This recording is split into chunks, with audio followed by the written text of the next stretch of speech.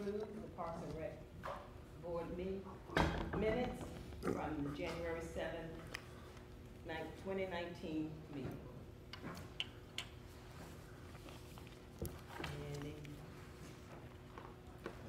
Any discussion? Like a motion? Move to approve minutes. Second. All in favor? Aye. All opposed? The ayes have it, the meeting passed, the minutes passed. Second item. Jackson Parks and Wildlife, non-park, installing and maintaining water transmission lines. Let's do that, that's short. Good evening, how is everyone? That's great. Good, so this Southwest Park, as you know, is off South Bonnie Bray and Allred.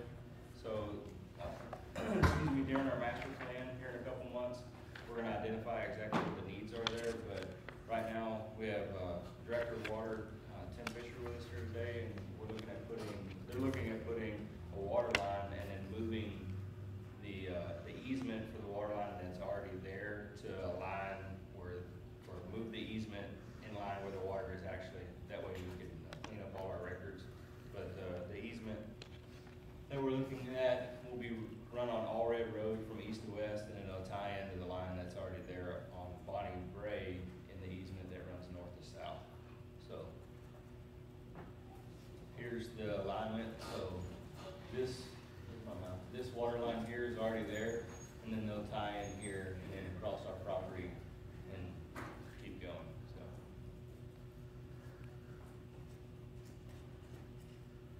here's another picture where it shows the alignment of Allred and Bonnie Bray.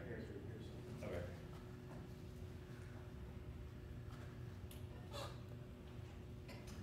So here's for Allred, here's the corner of Bonnie Bray and Allred, and they'll tie in there and then carry it down.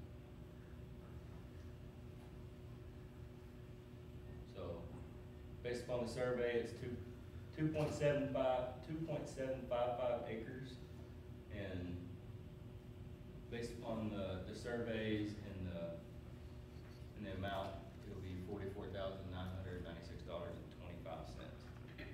So, Drew, could you go back and talk about the line that's already there and why it has to be cleaned up? yes, so originally, before the city didn't bought this property, the easement for the water line wasn't correct on the survey. So we need to correct that on the survey. So this is a lot of the correction process. And so what it does is it moves it over and it gives a little bit more of an easement for the water line, and that has lots to do with maintenance and access for the water line that they need. This is just to city departments to change them. I mean, it's just the city's water utility paying. Yes, and then due to it's a park, it falls under Texas Parks and Wildlife, so we do a chapter 26, so we'll run it in the paper the 3 times that we run it in the paper prior to the city council, and then go before city council to be finally approved. So There will be a public hearing. yeah, a public hearing at city council. Do we expect any issues, I guess, from the public hearing? No. Couple comments I'll make. This is a 24-inch transmission line, so it's a very large diameter water line. Its primary purpose is to provide water to the Southwest Pump Station. Right now that serves all of Lopeson and some of the Country Lakes development. We have upwards of 3,000 connections down there right now, including that hospital that just got built on Crawford.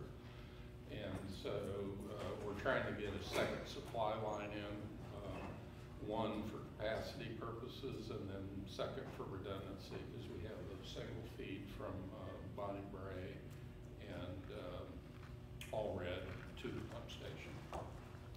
We took a look at the county road.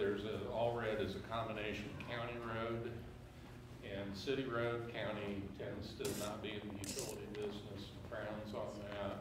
So in the routing study, we determined pretty early on it probably made sense to try to go inboard on the fence. The road is 50 to 60 foot existing prescriptive right of way, and it's on the thoroughfare plan for a 135 foot right of way. So we had to kind of juggle decisions. So we tried to go inboard on the fence line to the least amount possible.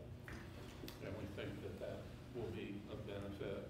And then also we've coordinated, since it's a big transmission line, we've coordinated a couple connections along the all-red frontage for future use by the Parks Department, so that the taps won't have to be made, and preferably there'll be some locations to plan from. So that's the property appraisal came for the neighboring property, which is owned by Petrus, and it was evaluated through an appraisal process at 75 cents a square foot, and the easement that we're offering, and the easement that we're also offering to the neighboring properties based on a 50% value for the easement. During the design phase, we had the stub out that had been planned to go down in this location. They picked up the valves and they skewed a little bit with the pre-existing easement, so we knew we were going to be going to get chapter 26 for the frontage on the south.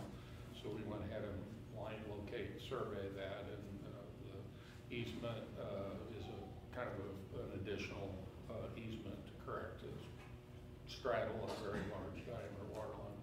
That one was installed by a developer over the vintage. Would this easement allow any structures on top of it? No structures. So it'd be like a pipeline or So the limitation on the easement will center around structures, road crossings, pavement crossings, those kind of things will be allowed, but not but structures. nothing. And it's highly likely that this will end up being right-of-way dedication at some point in the future. And due to its location, whatever we do in Southwest Park, the majority of it will be in the centered area, not so much along the roadways. What's the distance from the existing road to the back of the, Right here? Yeah. I think it's 25 feet. 25 feet. So we're getting 25 foot north of the fence line, more or less. And you said this was a correction? The one on Bonnie Bray, the installed pipeline skewed outside of the easement at the southernmost point. That's where we picked up the valves for the stub out. And that's when we discovered that we had an alignment issue. So we went ahead and line located the existing line at Bonnie Bray, and then tried to provide at least a 10-foot buffer from the edge of the 24-inch pipeline to the easement. So it's about 20 foot, a little bit more than 20 foot on the south end, and it tapers up to about 10 foot on the north end. And so the old pipeline will be removed? No, It no. would just be, it's on the plat, so what happened on the plat and where the easement and the survey was, whenever the water line was installed, it was, instead of being installed exactly in a straight line, it kind of veered off a little bit, came out of our easement, or out of the easement, and so that's the major correction, and we're giving them a buffer, so that way they have that area for, I mean, it's a very large line, so for any time anything would need to be happening, whether it needs to be replaced 75 years from now, or any breaks happen to it, or any of that, any maintenance needs to take place on it, then they have that room to be able to work. So, Are these deals always structured in cash from department to department, or is there ever a mechanism to trade for services like water line to the dog park or things like that? no, usually it's just cash. So right now, what they're gonna do is this is a 24-inch line. We don't wanna make small taps on a 24-inch line for like 2-inch or 4-inch taps to be able to serve, ball field irrigation or restrooms and concessions or whatever happens to go there. Maybe it's a rec center. So you wouldn't wanna put the taps on the 24-inch line, but now that they're putting the 12-inch line in, they're gonna put taps there for future use. So when we do need that water's there available for us. so we have to pay for those taps in the future? No, Pay the we water basically impact fees. utilize the taps that are there. And what's the tap cost, just so they can get an idea? The fittings and the valves don't have a defined cost on that, but you could be looking in the few tens of thousands of dollars.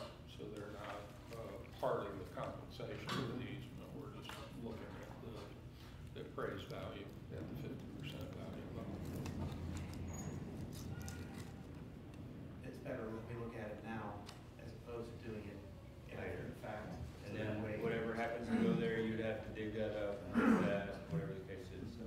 better that those taps get put in, and then we work with the infrastructure at Southwest Parks once those taps go in, so. Yeah. Tim, can we put a fence on top of that?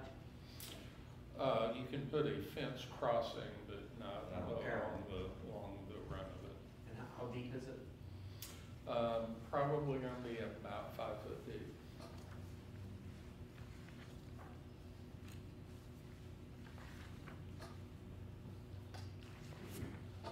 Any discussion? Any questions?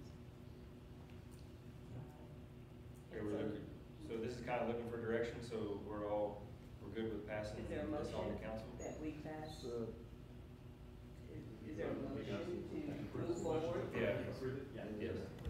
I'll move to approve. Second. You've approved, We you need- can we move on to need- council. We need to Call vote. vote. Need to vote. Thank you. All in favor?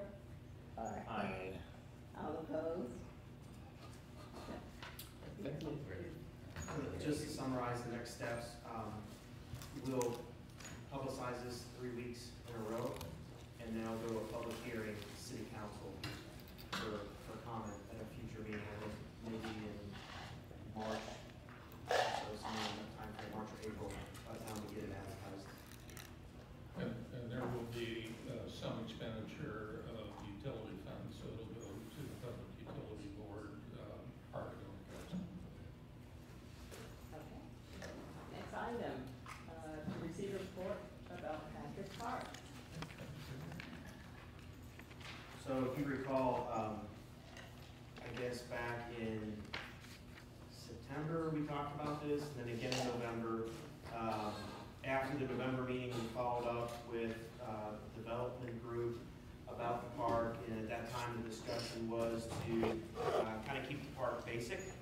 We had proposed about putting in a playground and a pavilion as some additional infrastructure above and beyond what the developer's putting in. We are at a point now where we need to go to council, preferably in March, if the agenda falls together correctly. So we're working on a development agreement with them right now, just outlining who's doing what, who's responsible for what, and when the timeline associated with that.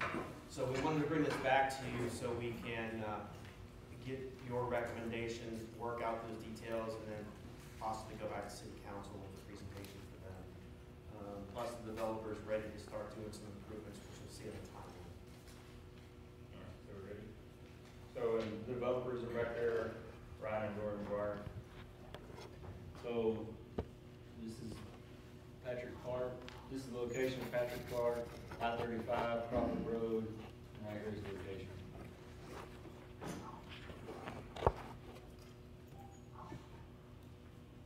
Here it is on the plat. And this is the concept that we came up with. Glenn made this design, and then we, Gary and I and Glenn, and along with the McGuire brothers, we talked about what would go there. We talked about this before. This is the sidewalk trail for the park, and of course the sidewalks have been adjusted to be on our side of the park. Originally, with a thoroughfare plan, the sidewalks were on the opposite side of the street, and we worked through with engineering and development to be able to change that because it didn't make sense to make the patrons and residents going to the park to have to do a mid-block crossing. So we moved those sidewalks over here, and then with the recommendations and the agreement that Gary talked about with the developers agreement, they're putting in all the sidewalks, and they're putting in the future pavilion pad along with 6 trees here in the, they're doing the water tap and of course the water impact fees, so they're covering all that. And they're doing, of course, all the site work, grading, hydro mulch, and stabilizing the banks.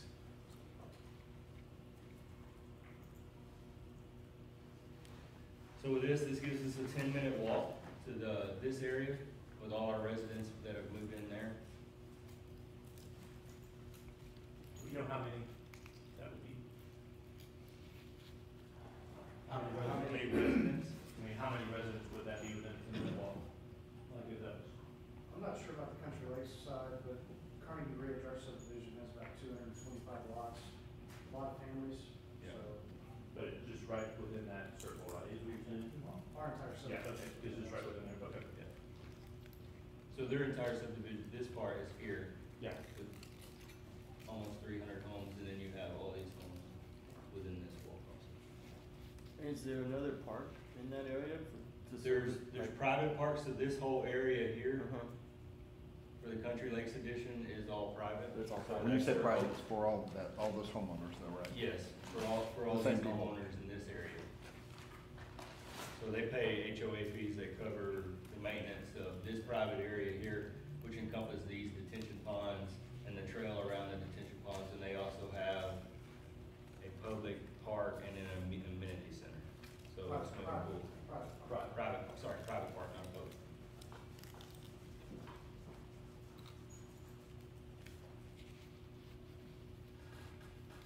So these are the estimated costs and for the developer and for us. So based off of our discussion back in November, we would be putting in the irrigation, to make sure the trees obviously survive and thrive. We talked about putting a couple additional trees in there just to give it some additional tree coverage. So roughly that's $10,000-$15,000. The future activity put in there was the proposed cost of a small pavilion and the playground, and the infrastructure related to the playground, the concrete curving around it, and the mulch and all that, and the drainage. All the information on the current activity by the developer was provided by the developer, and things that they either have done already or will be doing. And if you guys wanted to comment on any of that, you're welcome. Sure, you know, I'm happy to discuss any of those costs, if anybody has a question about any of them in particular, but most of the, you know, heavy lifting for the park has been done. We're really down to,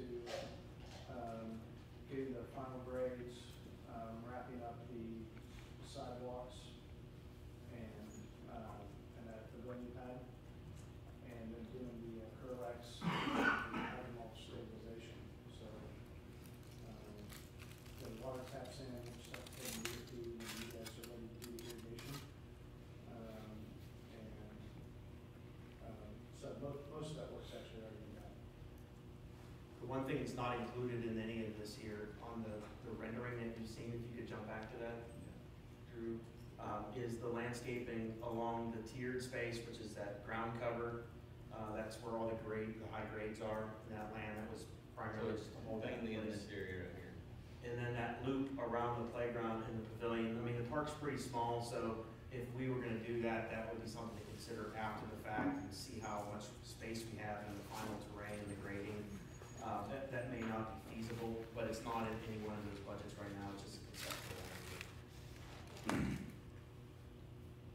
I think one of the concerns that we had originally was just, you know, I remember when we were talking about this in September, it was the question of, is there kind of a precedence for having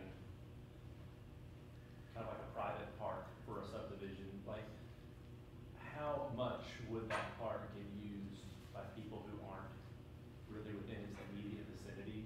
I think was the major concern. I mean, I don't think anybody had any issues with the park itself. I mean, nobody had any issues with the fact that we're putting a park in a neighborhood, but I think the concern was essentially like, you know, when you think about an Avondale park, you know, it gets used by a lot of people that aren't living in my neighborhood. There's parking there, come park and play basketball, and so it's like, when you think about meeting the needs of the citizens of the whole city, it really fulfills that mission. I think this park, if you really look at the, other than the land characteristics of it, but the size of the park, if you know where Milam is, overall. Yeah, so Milam's over off McKinney. So Milam doesn't have a parking lot. It does have street parking. There is a basketball goal there. There's a really, like, you know, small pavilion there, and the playground was just redone. Looks fantastic. You ought to go check it out. Yeah. So, but with it, most of the people that use that park live in that area. They walk there, you know, if they do drive there, they're probably on the outskirts of that, you know, 10-minute walk, and they drive there, maybe the weather isn't quite as nice, or they have small children and they don't want to push a stroller as far, or whatever the case is. But that's that's the idea of the park here, where Avondale's more of a centrally located park, and it's very well known. So people like, if they've lived in the area before, they like to go back there and spend time there. Or, you know, they don't like to walk through the neighborhoods because there's not a lot of sidewalks in the area, so they do drive to that area, whether they're in that 10-minute walk or not. I mean, it's more of your true neighborhood park that's gonna really benefit this neighborhood, so. Milo's a good example. Sequoia Park is another one. We completed that trail loop last summer. The neighbors would like a playground in that as well.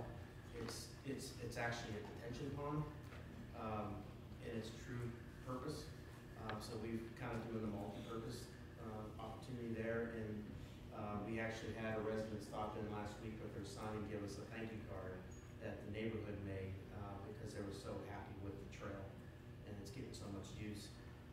That doesn't have even really a street up against it. It has 3 dead-end roads that dead end to it, and then the street that you use to go into it actually goes to the retirement home, and that's a private street. So neighborhood parks are what they are. Their primarily focus is that immediate neighborhood. You know, I wouldn't really see this as a destination park unless it was, you know, you were going to visit somebody over there and you went down to the playground for an hour or so, as opposed to something like Quakertown or North Oaks. Those are more destination facilities. But we don't have any parking in this scenario, right?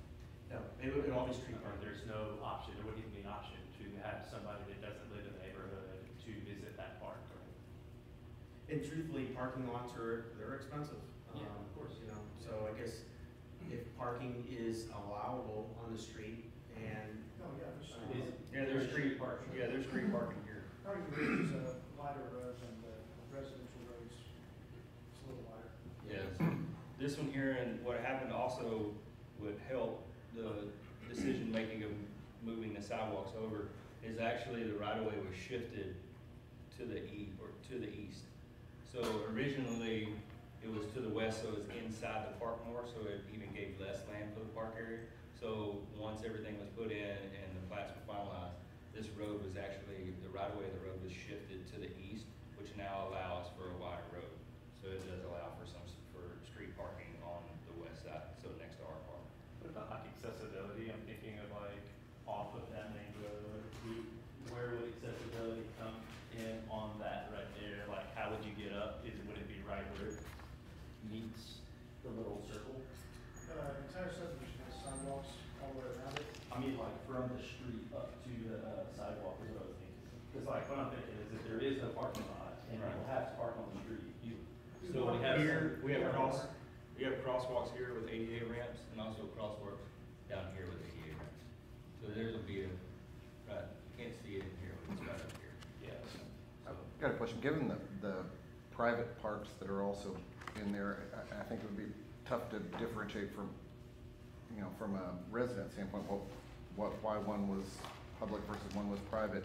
What was the thinking in designating this one as public and the other one, keeping the other ones private, or what? Just curious how that. I can't answer that question, Gary. You may have a better clue, but we weren't here at that time whenever those decisions were made. I know that the previous decision makers in this department wanted a public park in this area since there wasn't a public park besides for Southwest, which is on pasture land at the moment, to be able to serve the residents in this part of town. So I just thought it was interesting that was that some of the argument that we got from them was that we didn't have any public space in this area, and this was an available public space that we could build a park. the neighboring subdivision is a private subdivision. Right. And that was separate developers, that wasn't you guys.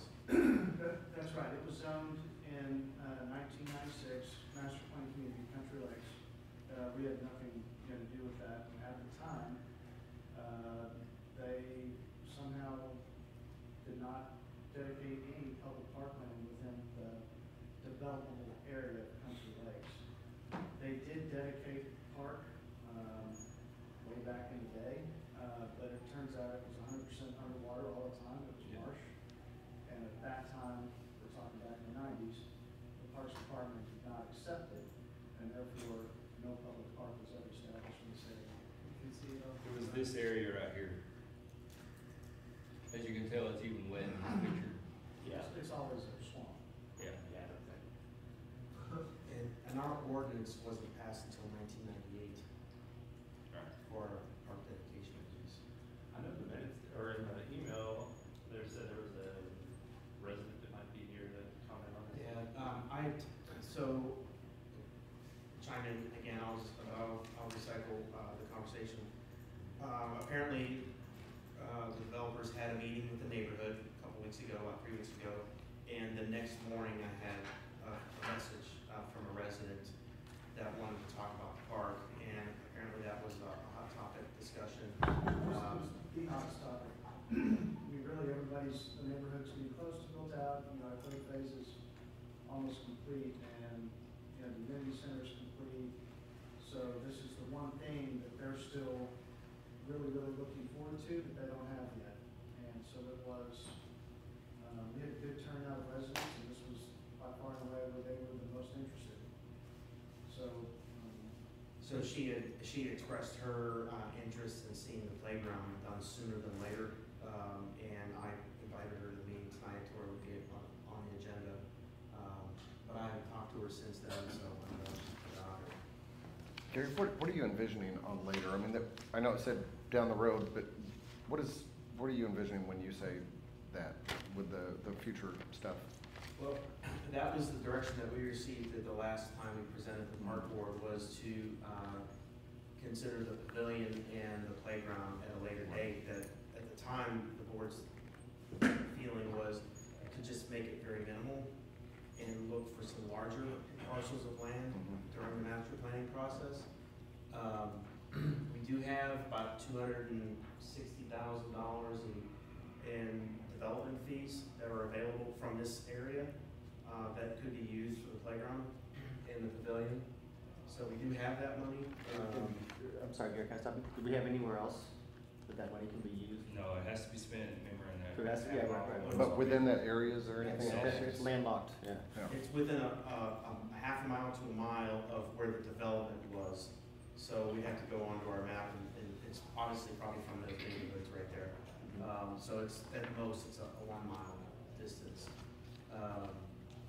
That is available for us to use for the park, but we can only use it within that area. It can't be used anywhere outside of that, Or for any other reason. Feels like a good use for that money, it still keeps it balanced in the bank. So if we wanna come back later and add something else to that park.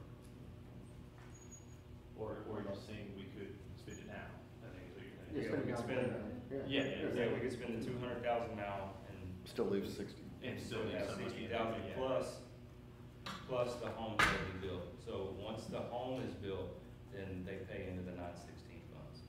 So the dedication is the 915, and then, or the development, excuse me, is the 915. And the dedication, when they pull the CO for the home, they pay the money for the.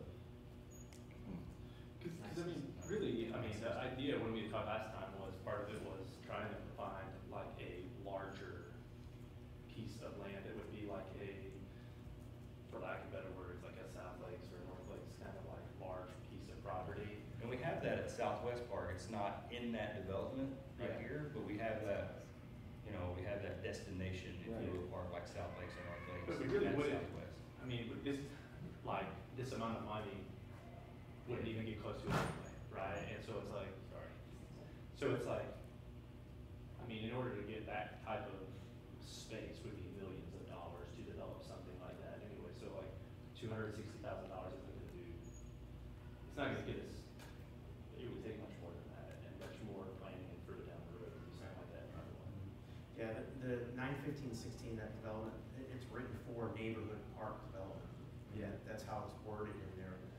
There's no restriction saying you can't use it on anything larger than that, but the whole purpose is to make sure there's neighborhood parks within a neighborhood development. That's why you only have a 1 mile radius. So we really couldn't fund it with that money until everyone moves in. No, That money's there. Oh, that money's there. There will But be I'm just saying, more, if right? you only spent the 200,000, you had the 60, Okay. then you're gonna add, what I'm saying is you're gonna add to it with the other homes that we built. A lot of times it comes in phases because the development is built in phases. We may get a payment during phase 1, we'll get additional payment during phase 2 or as homes are built. so we're looking at 260 now, balance. Plus. A little bit more, A little bit more, yeah, yeah. it's not gonna be $100,000. Right. And And- so you're looking at, it says future activity of the pavilion and the playground, so we're looking at doing that now. Yes. Yeah, and that's at your discretion. I mean, we drafted that based on the recommendation from the park board, we had the last discussion. But if you wanna, give us a recommendation to move forward, we can do that, in whatever direction you want us to. And then, based off of your recommendation, we'll go to city council, with the next step. With that extra 100,000 just be contingency money, I guess. What would we potentially do with the left, like the 60 plus the extra that we, let's say it's 100,000 that we have left over after? I mean, what could we feasibly do with that? So with the playground and the pavilion, we talked about putting some additional trees in there. And then if we end up doing anything Yeah, specific you to could spend the money on grade. this walk, you could spend the money on, like, any kind of lighting, if you wanted to put some solar lights and stuff like that in there. If you wanted to add, if we came back and said, hey, this space is a usable space, we can grade it and put like a half court there. We talked about like a half court there versus a pavilion. Does it have to be spent within a period of time, or could it be held onto for upgrades as things need them? 10 years. 10 years, and you can't use the money for maintenance. So, Is replacing and upgrading maintenance? We've talked about that. It's really not clearly defined. So, okay. I think upgrading would be an easier sell than if it's being replaced because it's old. and- Sure. I'm the maintenance guy, I try to use it all the time. But just to clarify on the 10 years, if we don't use the money on that 10th year, the developer has 1 year to come back and request the money be essentially, reimbursed to them if we haven't used it. If they don't in that 10th year, then they essentially give up their right to it, and we keep it. I guess my reason for asking is we're saying, well, we could find a way to spend that money doing such and such. I don't know that, I don't like the general concept of let's try to find ways to spend money. And so, I mean, if there was a reason that we needed to spend it, but I'd hate to see this, well, we got this, let's find a place to put it. But if we could hold on to it for a few years and as the other, the fund continued to be populated, and if a playground needed an upgrade or needed some new piece, maybe that would be You can make it larger. yeah. So, the playground, like we showed you, the playground replacement plan needs to be done. The playground needs to be replaced every 15 years. So we went in here and changed the playground completely. That could be a possibility to use that one. Yes, could we make a recommendation? Could we make a recommendation to, since you spend the money, move forward with kind of the plan to improve this space into a park, but have our man over here, the man of the hour, work up a number of different scenarios that we can look at, whether that's some kind of combination of playgrounds. Is that plan anyway? Is that kind of, am I saying the obvious? Or? So the area between the pavilion and playground, there's some grading there. It's not as bad, but if you see that curve right there, that starts going up. Yeah. Pretty drastically. Right. So there's really not a lot of space. We could just the rectangle for the playground could be an oval. It could be anything. We could plan we could see if we can make it a little bit bigger and do a phase 1, phase 2. We could look at something like that. And the pavilion could be changed around too. I mean, we could play within that space, but other than that, we don't have a lot of room. That's I was just to David's point, trying to say rather than, I guess look at a bunch of different options to use the money see or how we can best use it. Not make a decision right now on one thing, but come up with all sorts of tricked out ways to use the money that makes sense. Yeah, I mean, we could do something they have adult playgrounds now. They're like little outdoor fitness areas. We could look at something like that as opposed to the pavilion. We could come up with some different alternates for that and just kind of shoot you an email and give you some updates there. I'd say myself, I'm all for, I mean, fast tracking and putting this on with the current activity. I think this part of town needs a park. I don't see building a park without a playground. My 2 cents. It's not taxpayer money, it's developer money, 100%. I don't know. I'm very fortunate. I got 3 parks within 10-minute walk from my house, so I wouldn't want to deny anyone else in the city that. Okay. And these are a lot of young kids. I mean, I'm sure they're into it. Just one additional thing, the reason why we were looking at putting the slab in now as opposed to later is, it's based on what we've negotiated, that they would pay for that to be installed. You know, after all the lots were sold, these guys were gone, and we might not be able to hold them accountable for that, so we wanted to try to get that in now. So whether it's a square, a rectangle, an oval, whatever, we can work out those details between now and then, and get back to you, but that was the rationale for that. All right. Can I have Just one more thing I'd like to say if possible. So clearly I had some reservations about this when we talked about it earlier, but I think, you know, as you made the point a minute ago, it is developer funds that are already designated from, and I mean, my gut says this is something that should have been a developer project from the very beginning as part of their master plan community, but it is developer funds that are going to it, and the fact that there is no other viable option of a place to apply that money for a park that, I mean, I can support it under those conditions, certainly. Okay. One other thing, those 3 little squares up there in the top left of the park, those were just pads that we could put art, so we could integrate some art into it with the public art committee too. That was just. How super great is it? Could there be a climbing wall there or something like that? It would be great for sledding. You know, kids throw some cardboard out there, it's like 45. Yeah, it's probably 30 degrees. No. Taller. Hey, if we can do it at North Lakes, they can do it there, so. I just have one more question. I see it's still called Carnegie Park, AKA Patrick Park. Will they be following the naming policy guidelines that just a couple of items down on this agenda today? That would be the process. We're planning to go to council on the 26th of February for that. And if they approve that, then we would move forward, both with this one and Razor Range would be pushed through that process. Okay. May I have a motion to move forward with the recommendations for Patrick Park? I don't know what we want to recommend.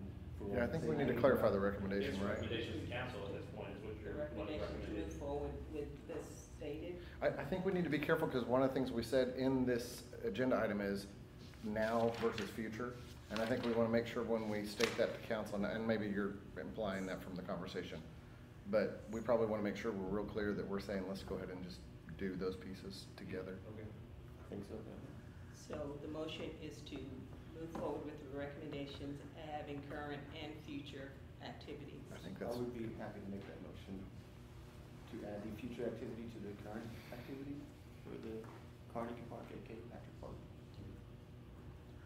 Second? looking at me, I'm not seconding that. I've already made 2 seconds, I'll make a second, I'll second that. So I can just second motions all night, sure, I'll second. All right, anybody opposed? Well, All in favor? Aye. Aye. Anybody opposed? Ben, did you vote? Mm-hmm. Aye. Aye. Aye. Okay, ayes have it. Whew.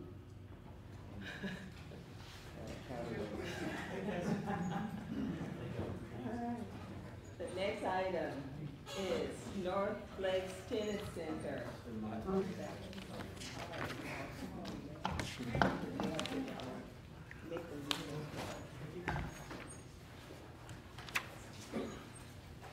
Okay, we have a couple of additional staff members here this evening. I'd like to introduce them. Jason Barrow is our athletic supervisor. Adam Shorter is our tennis, pickleball, golf guru. And then Larry Chan is our project manager from facility management. He's going to be one of our partners on the project to help us get the project completed. And then obviously Glenn playing through the design. So, this is a follow-up to, I guess we came to you guys in August to give you the initial presentation. During that time, we've been working on community meetings, focus group meetings, numerous renderings of the site, and various discussions, working on various budgets to try to get some numbers. We hired a third-party estimator to look at the numbers as well. So I'll go through the PowerPoint, we can have some discussion. So the agenda is review status of the project, provide updated design based on the community and focus group input, and we'll highlight some of that as well. Discuss estimated costs, review the plan and how we're going to propose to bid it, and then receive feedback in some direction. So the project goals, this started off from the very beginning, replace the existing tennis center. This was a 2014 bond program for $3.695 million. Provide programs for various ages and abilities, attract sports tourism tournaments, stimulate economic development through that sports tourism, whether it's hotels or restaurants or gas stations, and then enhance the city's identity and community pride. So just a couple, give you an idea. I don't want to spend a lot of time on this because I'm sure you guys are aware. So here's the dog park, here's Vela under construction, this is the animal shelter. This is the corner of Riney and Windsor, and this is the proposed location for the tennis center. Little zoom in. This is the recycling center right now. This is the old YMCA building, practice field, and then the rugby field, which would be relocated over to other parts of North Lakes. So back in August 9th specifically, we had a public meeting. We had a number of pickleball players come out and speak, very highly of pickleball recreational opportunities, whether it was in this facility or with the existing tennis courts based on the future of those existence. A number of people during the process in various levels of the groups asked for indoor or covered courts. That's a whole nother step in a ball game that we really weren't prepared to deal with in regards to a budget standpoint. But that's something that we're just keeping attention to, that there's strong interest there, just because of the heat in the summertime specifically and in the middle of the day. Prepare for future expansion. So we did that, and I'll talk to you what we ended up doing. They asked for Wi-Fi capabilities, which is a minor thing, but it's an amenity that people expect nowadays. After hours usability. A lot of the tennis courts have fencing around them, so after the facility's closed, you can't get access to them. So there's a couple of facilities that actually have gates that will go into a set of courts that is locked off, and you can't get into the entire facility, but you can get on that court. You can turn the lights on and use that, so that's an option that we can discuss. A championship court, some facilities have them, some said, they're great, but you really don't need it. It's not Wimbledon type of a situation. Is that just with seating? Like bleachers? Some courts are sunken in, some have, tiered seating in it. It's usually in the middle of the facility, which we kind of have something that we could make feel like a center court, a fancier type of an environment with more seating. A practice wall, which is very simple. It's either a various type of board or fiberglass or actual stone block. Windscreens, which we anticipated doing anyways.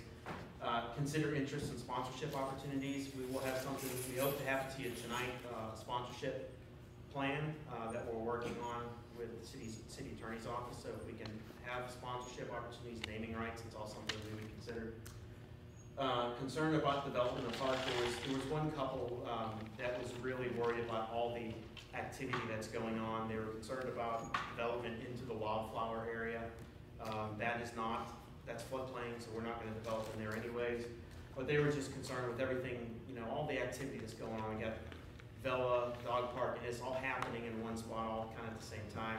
We have development happening on 77 and just south of the tennis center too. So there's kind of a lot of vehicles and dirt moving around. So they were a little nervous about that. They did ask for more trees in the park, so that's something that we're going to look at, specifically between the dog park and the tennis center. And then that was that one. And then continuous programming and tournaments. So using this to attract tournaments and enhancing our program opportunities. So it was a great meeting. We had about 65 people at the public meeting. We had one Councilmember Hudspeth was there and got to see all the interactive discussions going on. We started off from the very beginning talking with USTA. They offer various levels of assistance from design, guidance from construction with certain standards, and then also potential grants. So these were 3 renderings that they provided to us. Truthfully, they weren't anything that we thought was the best. And at the same time, Glenn was concurrently designing it as well. So we started working off of Glenn's. We did share these renderings at our public, the focus group meeting with our representative from USTA, and she liked ours better than these ones too, ironically. But we are going to go after some grant funding. So if we build 12 courts or more, we'll be eligible for a $100,000 grant. And it sounds like it's more of an allocation than a grant, but we have to have everything built to certain standards, and they have to review the CDs and approve those before we can get that money. So that would be helpful because we think a bank of courts is about $250,000, so it's almost half. But we are going to be working with them the whole way through this process. Maybe? So facility design. So this is the master plan that we put together. This would assume full build out. We're not proposing full build out. This is 18 full-size courts and 8 pickleball or 10 youth courts. So we went into the public meeting proposing 10 youth courts, which are for 10 kids 10 years and under. The height and the size of the courts are different from pickleball. And the pickleball people were like, they wanted their own space. They wanted to have courts that were dedicated to this, because right now they don't have that. They have space in our gym at North Lakes, but they don't have anywhere else other than Robeson Ranch, which is a private community. So what we decided that we could do is those would just be solid slabs that we would put down semi-permanent nets that could be adjusted. So when the pickleball players come out, they would have their court lined out, and the 10U courts would be lined out, but then the nets could be adjusted, because there's is it a 3-inch difference or 4-inch difference on the height net? The height of the net. It's a little different width as well. Yeah, so we can adjust that and play with it. So that would give us the ultimate flexibility on that space. Would we have the full amount of tennis courts though, or are you saying there wouldn't be as many tennis courts also? Let me get to that. Okay. So that's what we came up with, the pickleball courts, and then we have the 18 full-size courts. So these are all banks, obviously, the courts.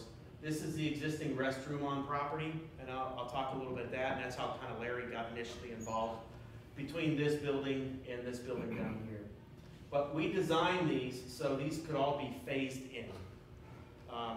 We have $3.695 million that was allocated. We got some last May, and we got the rest of it in the fall.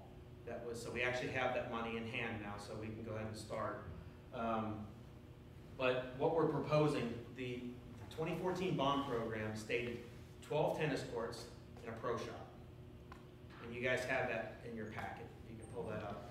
It doesn't talk about a parking lot. It doesn't talk about any of that. So our assumption is that a parking lot was included in that mindset at that point in time.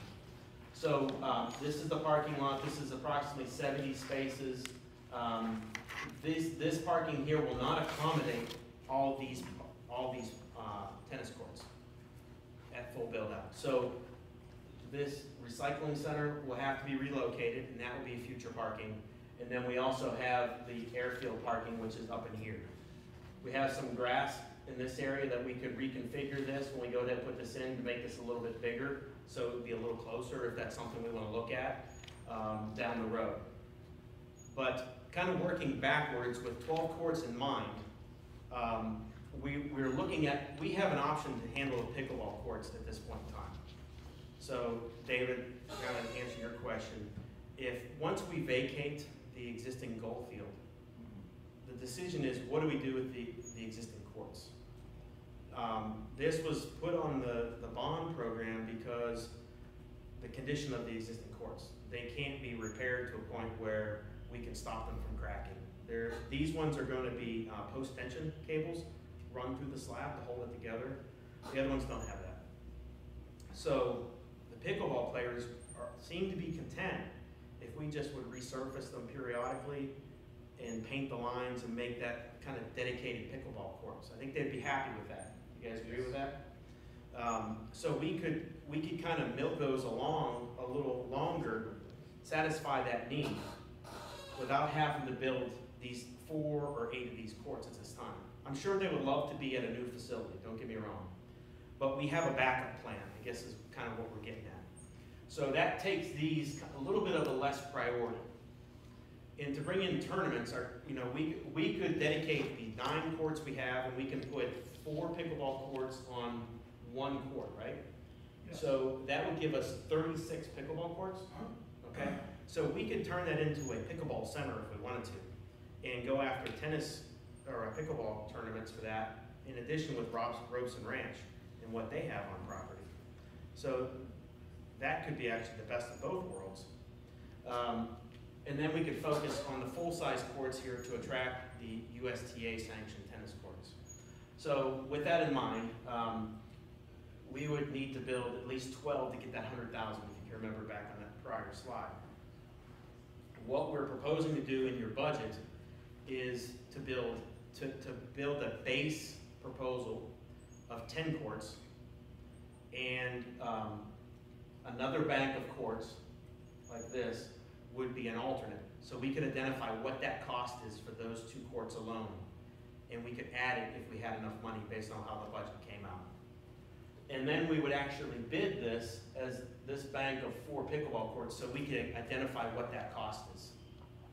Again, whether we decided we wanted to add that or not, that could be decided after the bids come in. Or we could just say, hey, that's good information to know how much those cost, and we can put it in the back of our mind. Okay. So, Did you say that each bank is 250,000? yeah. Roughly, I mean, in a bank, you mean 2 courts together? Yeah, hang on a second, it's in here. So, we had a third party give us an estimate of a third party construction company to give us a quote, and their quote was for, let's see where we're at, turnkey for 10 courts. So 1 court is $154,000, and that includes the slab, the post-tension cables, the nets, the fencing, lights, the surfacing that's put on top of the concrete, the gates and wind screens. So to build a bank of it, it's a little over $300,000.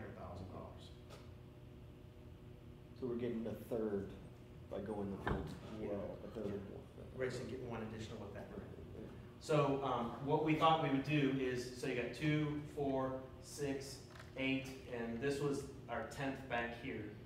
So we would build these 5 in the base bid. And then we talked about this one here, correct, Glenn? As our alternate. And then this would be an alternate.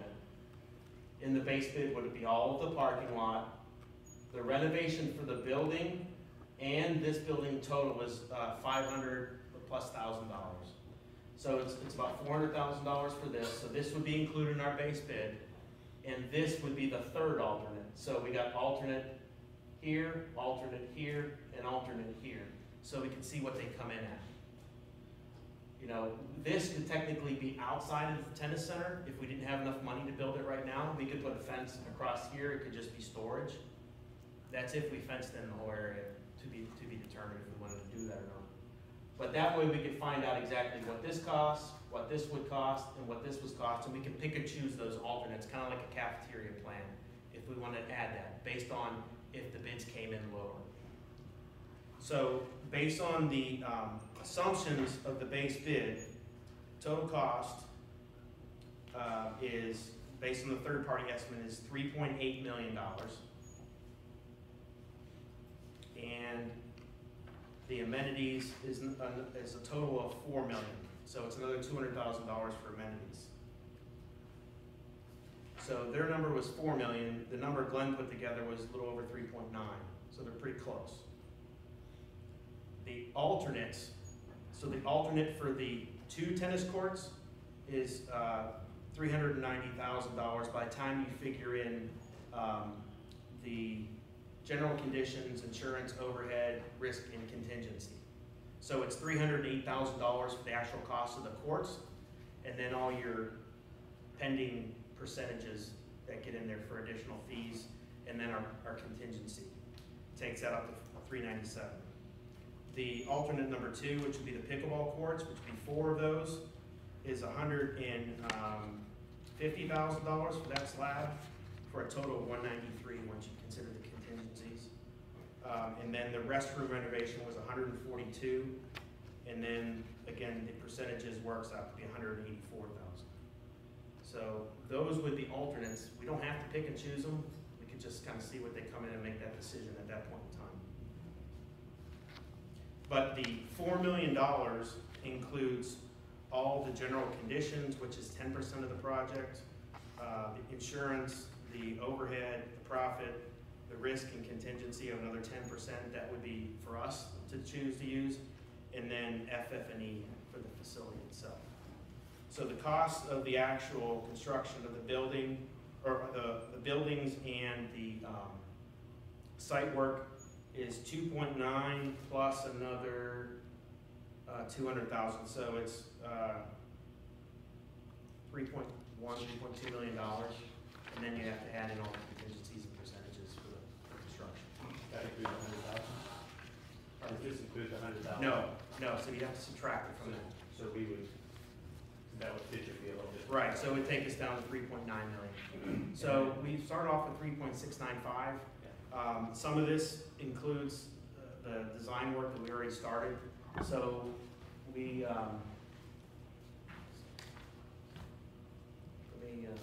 let me finish talking about this. We kind of jumped ahead a little bit. So again, this was something we talked about earlier, was the design colors that are US Open colors that we would incorporate into the facility. And then we are continue to work with the Public Art Committee on a sculpture. None of this includes any sculpture money. The pro shop, this is what the floor plan looks like right now. That'll be finalized with moving some of the temporary walls around, renovating the bathrooms. And then this is what the rendering is for the outside of the building. Is there actually retail space in that? There's a little bit of retail. This is the existing building here. This section right here is kind of the new entry. Try to dress it up a little bit. Paint the building. We talked about maybe putting windows in here, but that's another budgetary expense we weren't sure we were able to handle right now, so we didn't cross that bridge. That looks much better than the building looks today. This is the restroom place. We proposed putting a slab of concrete out here with some shade structures.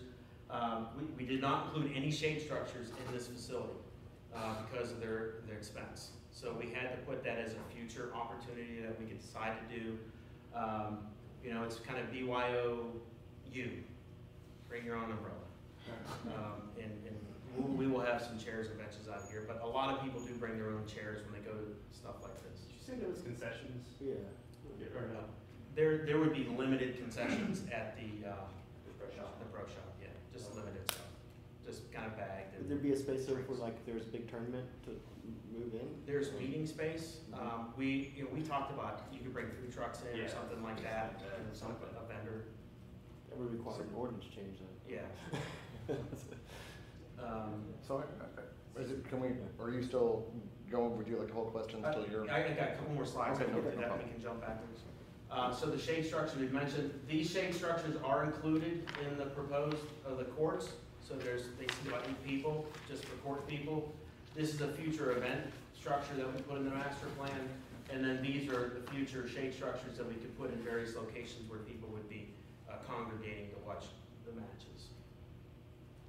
So construction phasing, here's the entire master plan of everything. Here's what we're proposing right now. Everything else is kind of whited out for future phasing through grayscale. But all of this, the building and the parking lot would all be built in that initial phase. So we could grow into this plan. So from a budget standpoint, our base and amenities for 10 courts is 2.9 million. Soft costs about another 1.1, so that gets us to that $4 million. Alternates, and this 4 million includes all those percentages and a 10% contingency. That's basically flexibility for us as things come about. And then these alternatives, and then this is the internal estimate that we had put together. So this is our current balance as of right now. We started at 3.695, so we spent about $50,000 in surveys and then the architectural contract, which is included in the budget. I got a question on that. In the bond package, it says $444,000. Yeah, there was some extra money that was added along the way, and I don't remember the history on that. It was another $250,000 or something like that. I think there was some money left Oh, over from it a was previous, rolled, yeah. previous bond package So for a courts. previous bond package had the current facility Okay. being remodeled and I believe actually being resurfaced. Two additional courts. Yeah, 2 additional courts.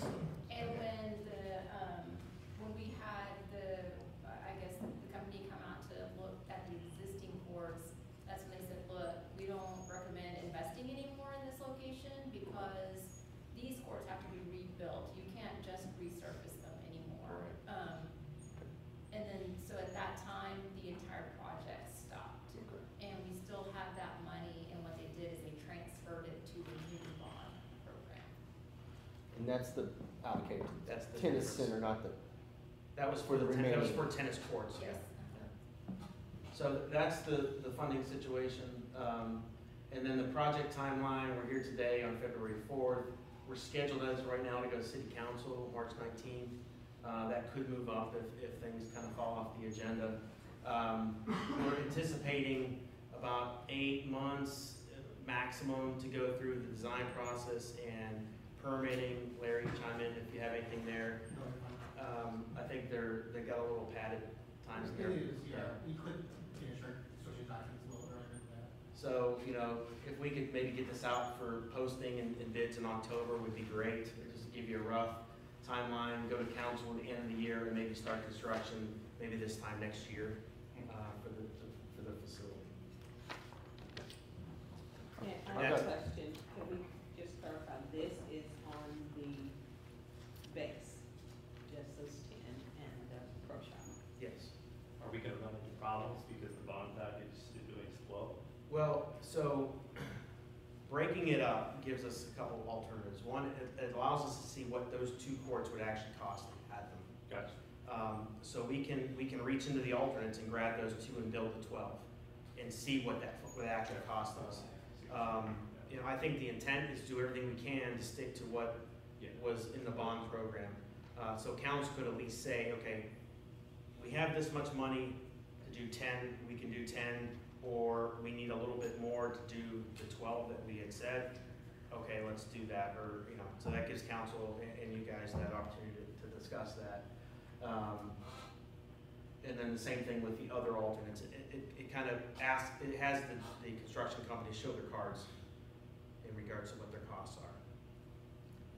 Yuri, one other thing, where you look at the 11th and 12th court that would go right behind 9 and 10, that would be a shared, those are back to back, correct? Like our existing tennis These two? courts are? As of right now, yeah, these are back to back. Back to back. And these 2 are back to back. So you would have a little bit of a Savings. break in, yes, some Oh, I see savings, what just you're because it's on a shared section Yeah, of slabs we versus actually two looked at this independent being the courts. next bank here, just to kind of balance things out. And also, if we needed to come in here for construction, we could come off of Riney as opposed to coming through all of this to get into here. So we were kind of build here, here, here, and then here last. That was kind of our strategy. So I know one of the concerns that we had was, sorry. No, so I'll get in there at some Go point. ahead. No. You didn't have your hand up. I'll get in there at some point.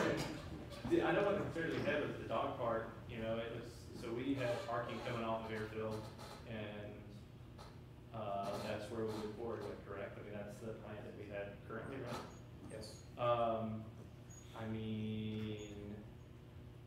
Could we hypothetically have a sidewalk attaching that parking lot to the dog park? Already exists. So So the trail starts here at Windsor, it comes up here, it goes through the woods, and then the entrance to the dog park is gonna be right here.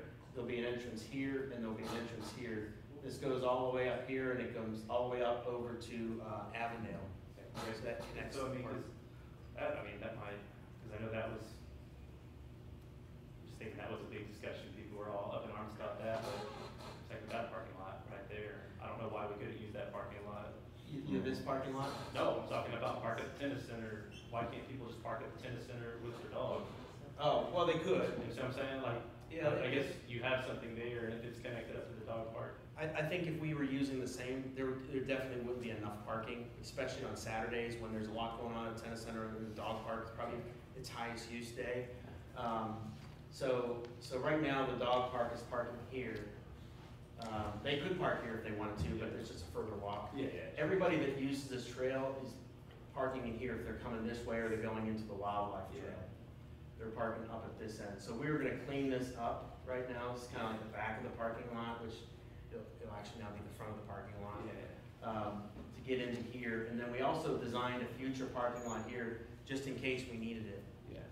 Where we wanted to divert some traffic. I know there's some concern about this development happening here and all the traffic coming at this connection point. Engineering's doing a traffic study on that. And we'll see what the final say is on that. But it does give us some flexibility that we could say, all right, this is getting a little congested. Let's put some additional parking right here on the northwest side of the dog park that could be used to try to spread that traffic out a little bit.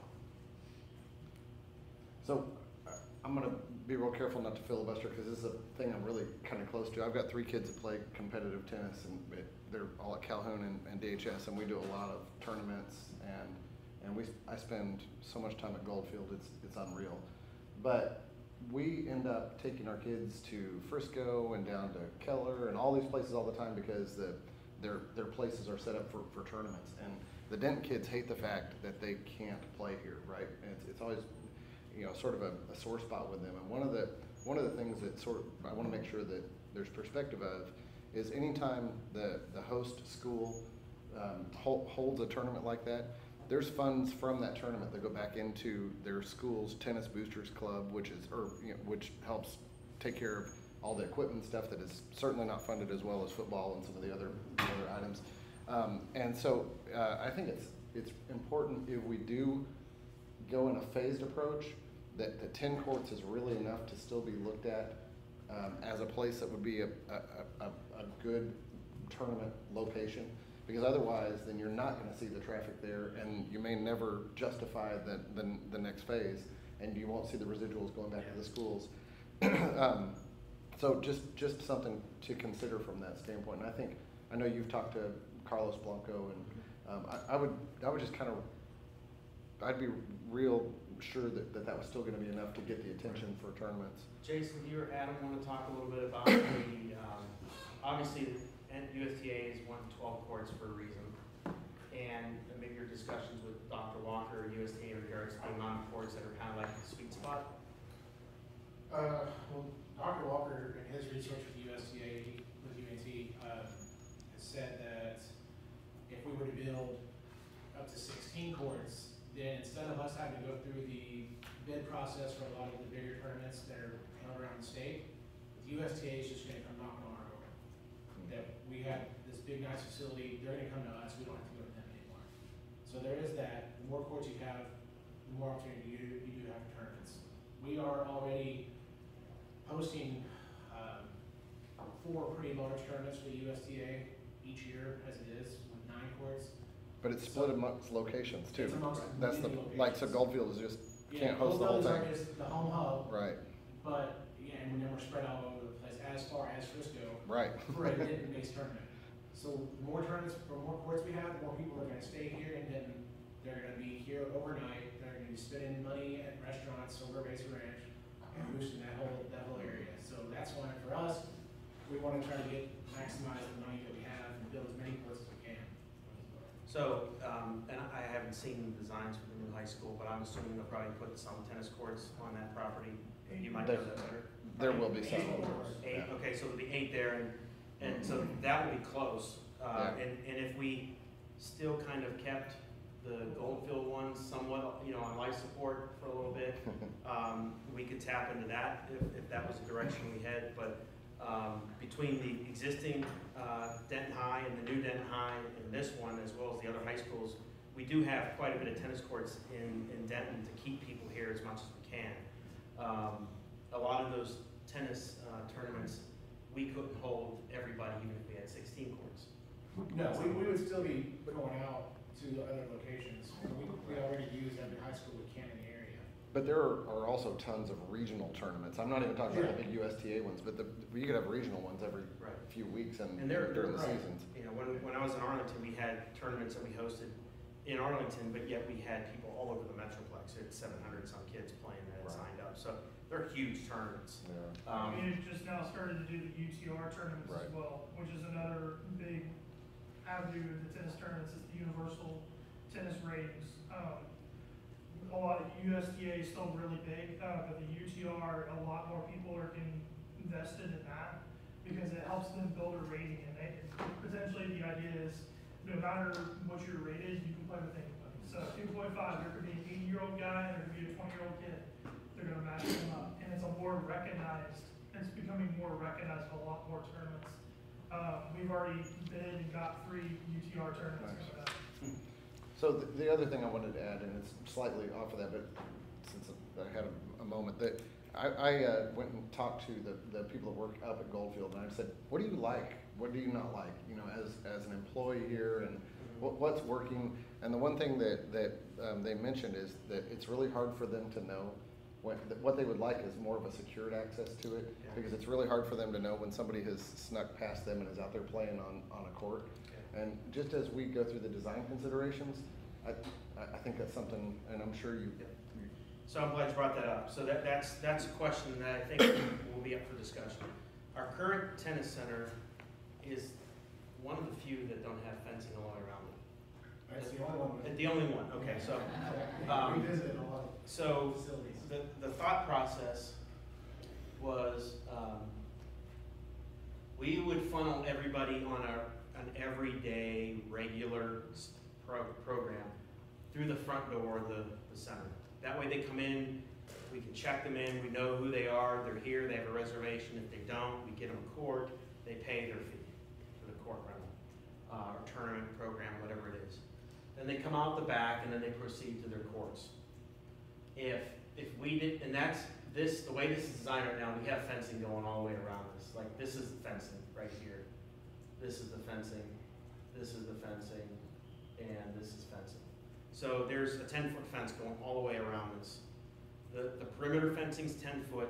The interior fencing drops down to 3 feet along the edges here and here. Okay. So this would have 3-foot edge here, 3-foot edge here, and a 3-foot edge here because it's an interior court. So the way it's budgeted right now is a perimeter fence going around the whole thing. So staff could control who's where and what they're doing. We do have money for security cameras. We could put cameras up here and put them on the court so you can see who's on what court, and you can manage it from the screen. How does that reconcile with the idea of having night access for? So, and we got this idea from South Lake. Yes, sir. So what we talked about doing right here, Oh, nice. or we could do it right here, one of these two. Put a gate here, so after hours, let's say the tennis center closes at 9 on a regular day, but yet the park hours are till 11, or we want to have it till 11 o'clock.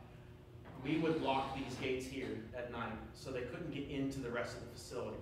They could come in and out of here, press the button, turn the lights on, lights would be on for 30 minutes or whatever, they beep, then you hit the button again. If you're still playing, you hit the button again, Cool. and if not, they would time off. So whether it's this one or we could do both, if there was demand, we'd have the flexibility, we just throw in another gate. That would give people that alternate time. Because right now, outside of our hours, we leave, people come and they play, they can do that. It's wide open. So that's the difference that we could get some concern from various people. We didn't hear any negative feedback from our focus groups or our public meeting about being fenced in. But that's how we were going to control access to Makes sense. Hey, I have some questions, buddy. So since we have some students here, right? And it's something that I'm always curious about is how we get to these points. So we know we have to build this thing because we have we took money from a bond for it, right? And then that was guided by our master plan. But how does the government work? How do we get to the point of proposing something to a bond, having voters vote on things? 2014. Sure. So, when in municipalities vary, you know, they can do a bond every 5 years, every 10 years, every 15 years. It just depends really on two factors. Number one, the need, and number two, your ability to finance. So, you know, but assuming that every 5, 10, 15, even 20 years, there are going to be there's going to be a level of need for capital improvements, new streets, new buildings, new facilities, new amenities, something like this, due to growth, due to age, or you know, a number of things. So it was time to have a bond election. We had hit that mark where it would, you know, there was a discussion of some capital improvement needs, and what the city has been doing is they've been creating what's called a blue ribbon panel. And I believe there's 50, somebody might be able to help me out. 52? There are 50 residents that participate in the process, and they're divided into groups. Primarily, you know, they're like amenities. So you'll have a group that's reviewing public safety requests. You'll have a group that's reviewing, I think we were in a group of libraries, because we should have kind of a like service. We service the entire community. And there is a public works group that's for water, wastewater, you know, solid waste, and utilities. So you have these groups of the blue ribbon panel, and they review all of the requests that a department puts in for. Those departments put in those needs based on feedback. Over the last couple of years, we've heard residents that want trails. We've got this tennis facility that needs to be, you know, redone, and we have this need for it. So they put all of their projects forward, all of their requests forward. The blue panel decides which projects move forward. Once that decision is made, it's put to a vote of the public. And that's the difference between a general bond, or I'm sorry, yeah, a GO bond and a CO bond. One is voted on by the public, the other goes through an administrative process. So what we're talking about tonight is a GO bond that was projects put in front of the public, and they actually voted on it. They voted to say, yes, we want this project, or no, we do not. And that's kind of where we are today. The booklet that was passed out to our board members tonight is what we call a bond package, and it lists all of the packages, not just ours, but all of the packages that were approved by that particular bond election, and that was in 2014. So Wave pool was another one of ours. So like two bonds ago, that need was identified for 2 more courts at the old tennis center, and then in the last bond, Yeah, but they were 10 years it grew apart. 10 years apart. Yeah, the original tennis court bond was in 2004. Yeah. And this bond was in 2014. So, we're looking at a 2020 bond now. You know, again, it'll be based on need, it'll be based on financial capacity, whether or not the city, it's like a loan, whether or not the city can pay back that loan with interest. So we look to see how much money we can afford in these bonds. But these are called general obligations, GO bonds, and then again, our other ones are CO bonds, those are administrative bonds. And then how does so we have the department talk to the ribbon group. Do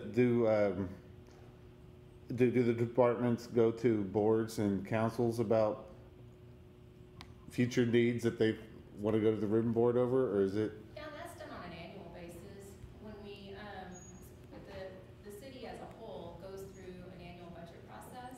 So in our department, Heather leads that effort, but every year we're reviewing what our department needs are. And some of them fall in our annual kind of operating and maintenance, we call O&M. And some of them fall in the CIP category, which is a capital improvement program or package. Those are gonna be our larger requests. A lot of times it has to do with infrastructure. But yes, we do that on an annual basis.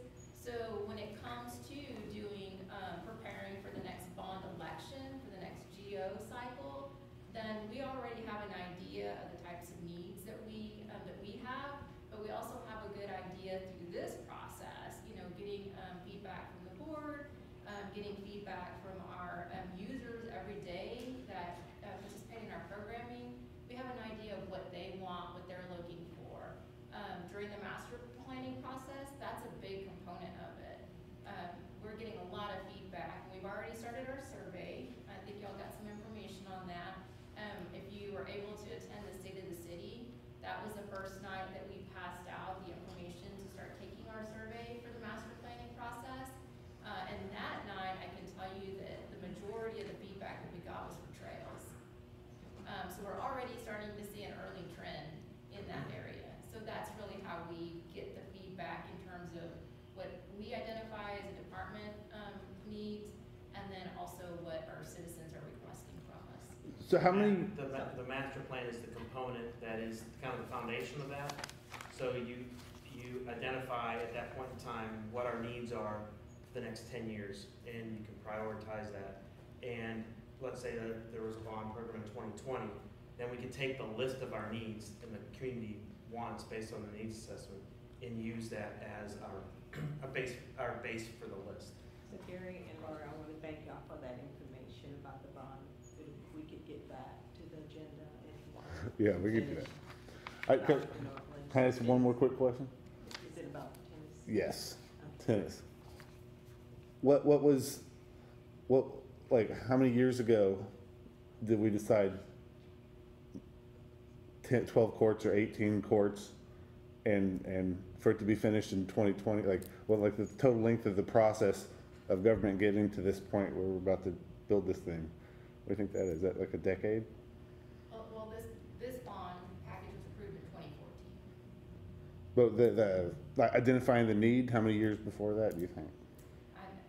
Since I didn't participate in that part of the process, I think that some of this came out, and no, I know, it came out in 2008, a master planning process. Our last master plan internally was in 2008. So I believe that some of that preliminary information came from the 2008 master plan. And then the next available bond opportunity was in 2014. Yeah. Just to follow up your question about the 18, we may never build 18 courts. The purpose of this was to see, you know, if Denton does grow, I mean, whether we put 18 courts here or we have another bank and another park, who knows? But the purpose of putting 18 here was to see what would fit. And we could grow into it if we needed it. If we build 12 and we never build another court, that's fine. But if for some reason we decided we wanted to add 2 more, we have the space to do that. As opposed to just designing 10 and all of a sudden we realize we can't build any more, then we've just painted ourselves into a corner. Yeah. Scary, so by my calculations, it looks like it looks like the pickleball court is kind of the most flexible, it seems like, of the alternates, because we already have the existing situation, but the 2 extra courts seems like in order to potentially meet the bond package guidelines, right, we'd probably build those. Right.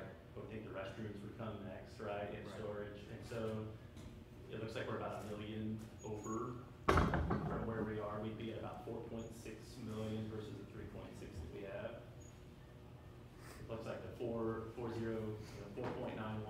million plus 397, another 184,000 would put us at about 4.6 million. Yeah, 3.8 plus the 2.3, we got a total of 4 million. right? Yeah, and then plus And then another, the 3.4, or 4.4.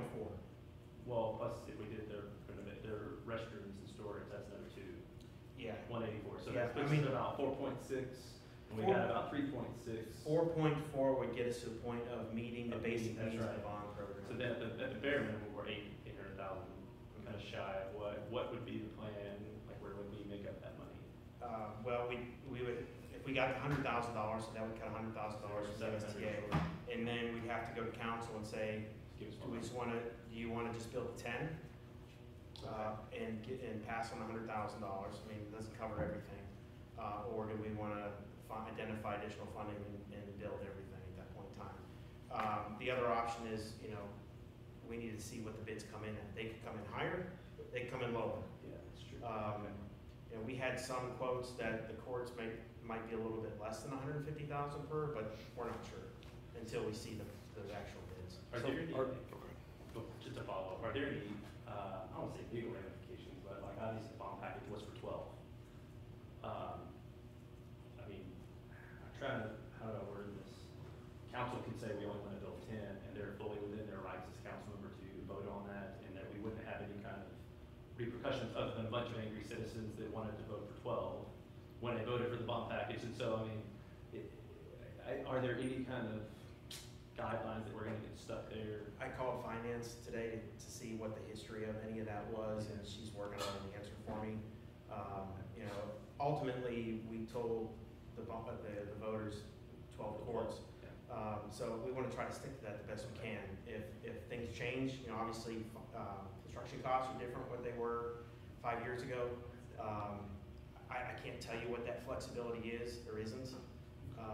We're putting together a plan that's going to try to build what was in the bond program, and we don't know what that means until we see the numbers. We can do estimates, we can do projections, but we're trying to put a plan together that gives us the flexibility to kind of land in the middle and then move forward if we have the money, or move back if we don't. That's kind of our strategy. With the comment about the restrooms possibly being a phased item, are there restrooms in the first building, the main building, that would be able to be used by people if necessary?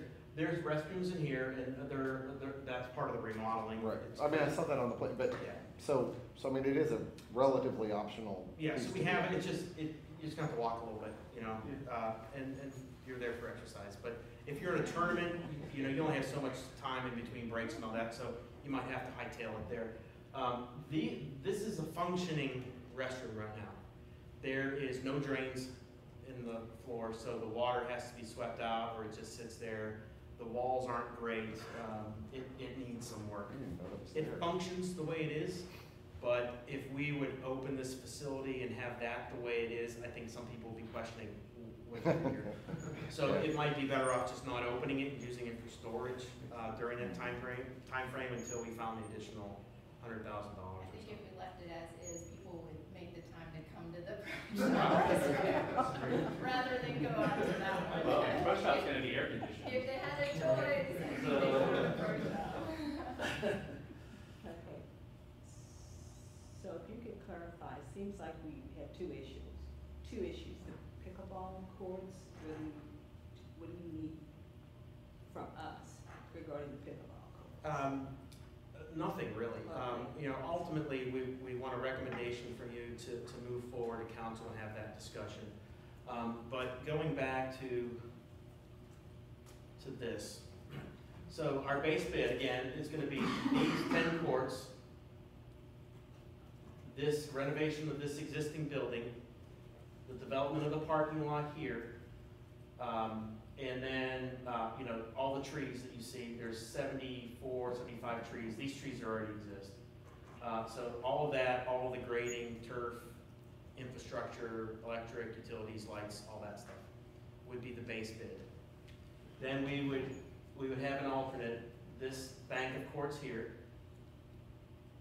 the restroom here would be an alternate, and the third alternate is one of these two banks, these 4 tennis courts of the pickleball courts.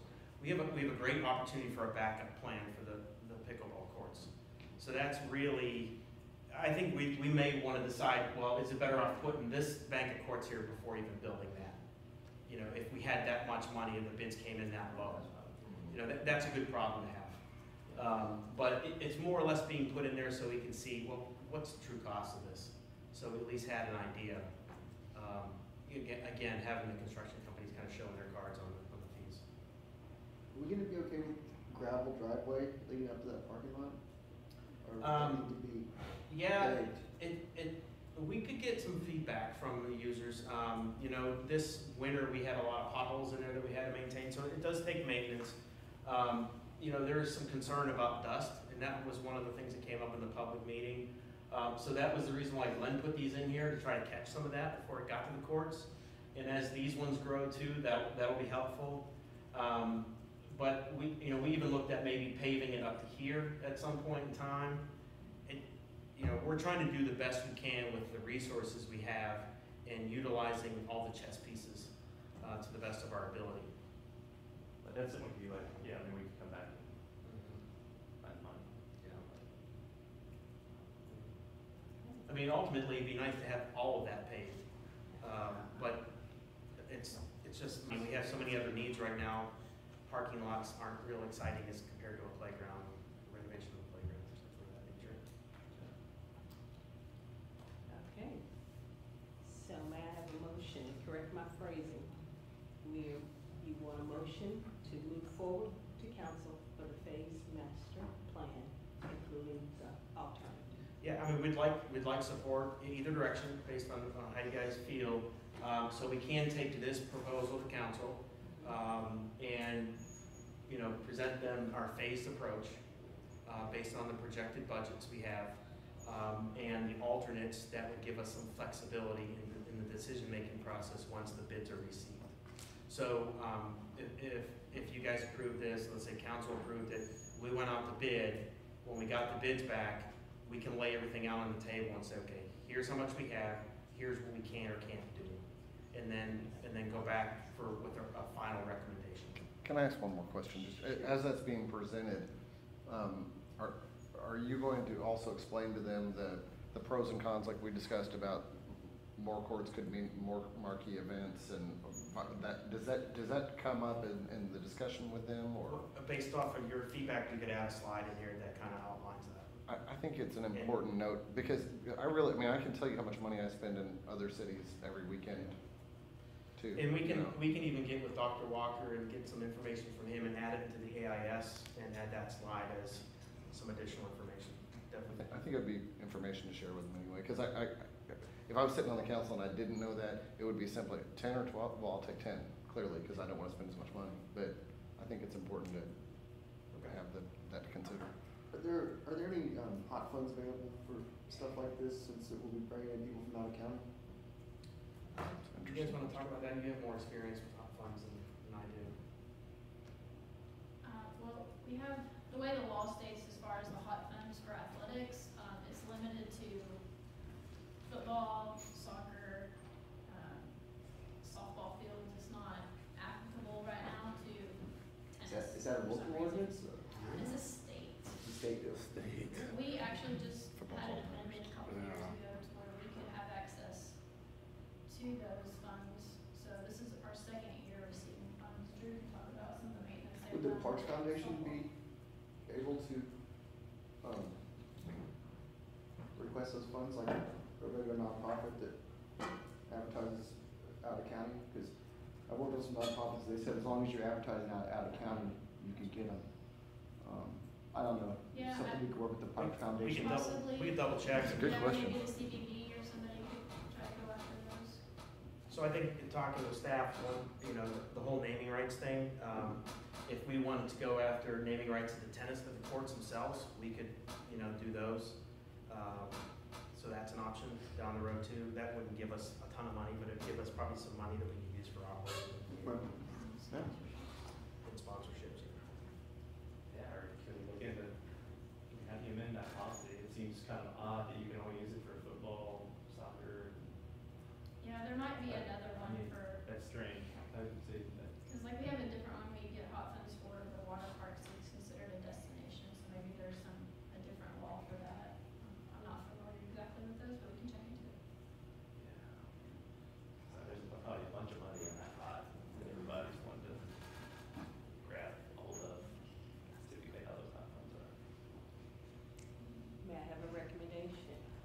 motion to move forward with the recommendations of the phased master plan with the phases. So, So moved.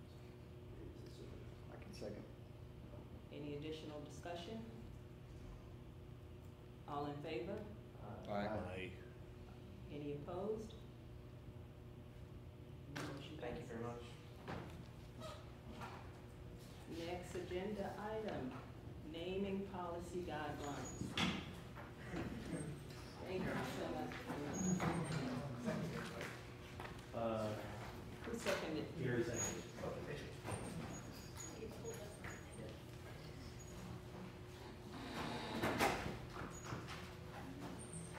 Good evening, thank you for being here. I'm Heather Gray, the business manager for Parks and Rec. So I wanted to kind of give you an update on the city's naming policy.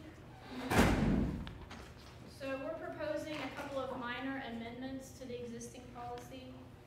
So the first few slides I'm gonna go over are discussing the existing policy the way it is. And this is a citywide policy, it's not a Parks and Rec policy. So just to kind of give an overview of the current policy, the way it reads, provides a consistent citywide guidelines for naming after an individual or an organization, and also defines the qualifications in which you would go through the naming process. The naming opportunities exist for a city building or facility, land, or any portion thereof. So think of it like a city building or an amenity such as, a room or, a feature in a park, something like that. It does not include the naming of streets, fire stations, or police stations, as those fall under different policy. It outlines situations where renaming can occur, and also outlines procedures to get the naming rights approved.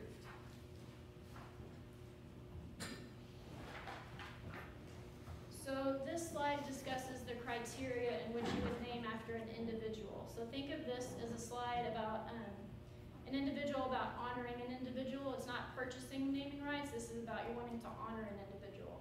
So the criteria set in place for that is the individual must have been deceased for at least 5 years. They must have been a resident of the city of Denton. They must be of good moral character.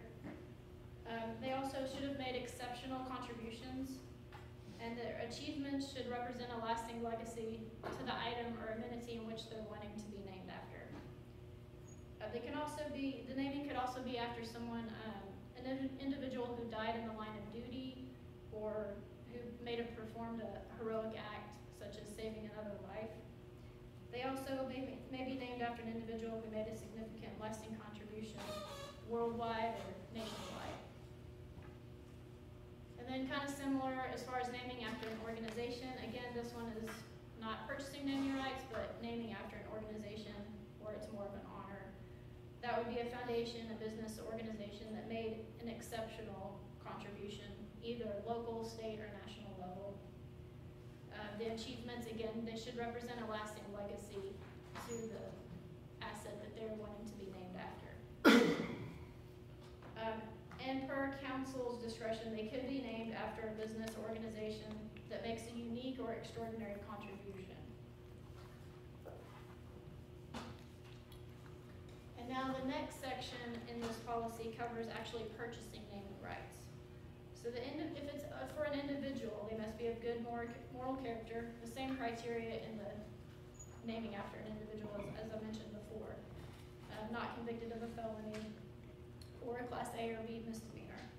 If it's an organization, they must also be of good moral character as far as an organization goes, which means they apply to all applicable laws, rules, regulations. If they're giving us a donation for a funded project, it can be accepted at any point during the construction. However, if it's a non-funded project, those donations must be in place prior to construction, because we have to have the funds to be able to construct it if it's non-funded. And then any donation contributed to a naming, it will be non-refundable, and if there's a default of the payment, City Council could consider renaming. And then procedures for the naming process, these are as written in the current policy. There's an application form, and that will be submitted to the city manager. The city manager would then refer this application form to the city council. The city council can appoint a 7-member ad hoc committee, which would review the request. And the committee shall be nominated by the individual council members. At least 2 members of the ad hoc committee must be selected from an impacted advisory or governing board. So if it was for parks, a parks property, then 2 members from this board would be asked to be on that ad hoc committee. The names will be submitted, will be considered by the members of the naming committee, and they'll provide a recommendation to the city council for consideration, and ultimately the final decision is up to city council.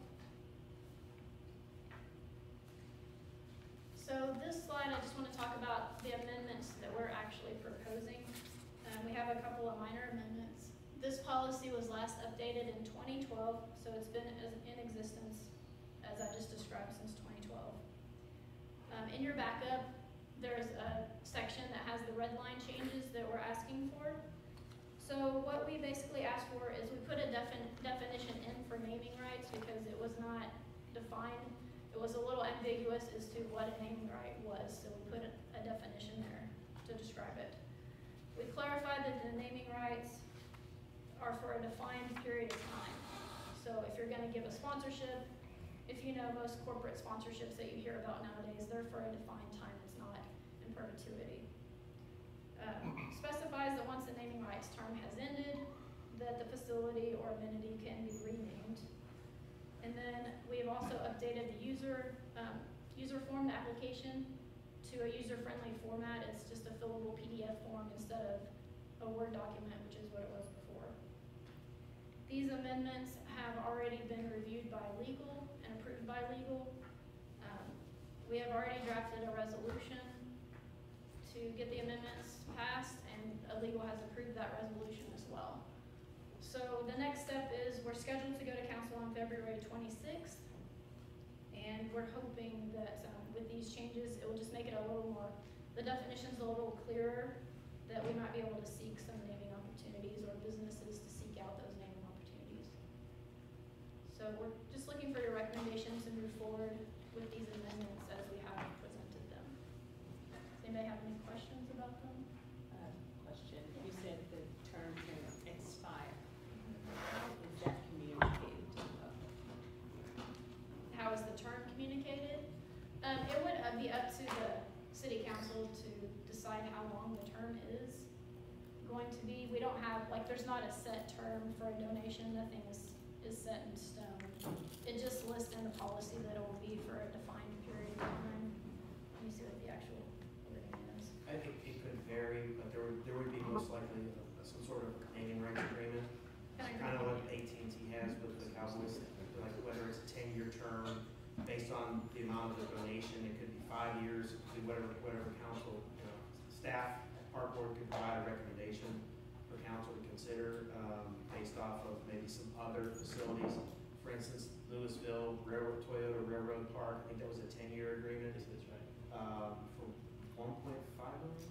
It's a bunch, I don't know. Yeah, Something like that. 1.7. It was probably almost 10 years ago. Yeah, it's all right. So I'm assuming at the end of the 10 years, they'll go back to Toyota and say, hey, would you like to renew this? And if they want to or not, who knows? But that's probably the approach that we're thinking, just kind of thinking that through, how that would work. And we could use actually Toyota Louisville Railroad Park would be a great example.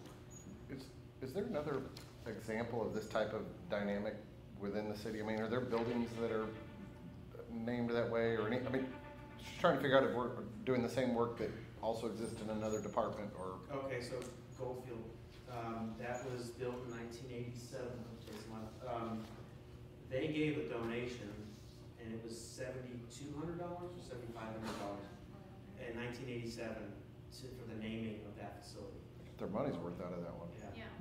So, Yeah, so that's it, yeah. If you have to be an exceptional person, you probably need also to have exceptional donations as part of the thing, yeah. So, we would learn from that and identify, that's why we put in the definition naming rights and a defined timeline would be adopted. So we could put a parameter on it. So if someone gave, $1,000 $1,000, for naming rights, it couldn't be named in perpetuity for $1,000. Now, I mean, a lot of parks and facilities, libraries, whatever, are named after people, and it's meant to be permanent, you know, it's kind of perpetuity lifespan of that facility. The reason I ask is I was trying to figure out, is this really a park's responsibility, or is it something at a higher city level that might apply to multiple departments? And not to take away the work you know, because I know you're putting work to it. Right, it does apply citywide, it's a citywide policy, we just sort of took the lead on it. Okay. We were hoping to be able to, you know, take advantage of it. Well, that answers my question perfectly. Yeah, and I did consult with other departments that would be affected by this, and they were all on board with the changes. So how are we gonna apply this to Patrick Park?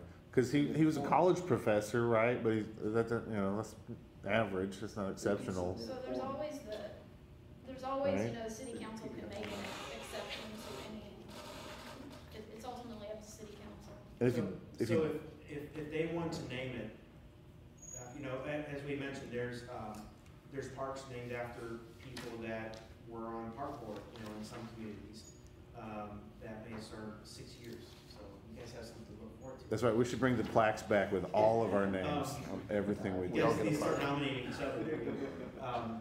But seriously, you know, we're not gonna tell anybody they can't nominate whatever it is.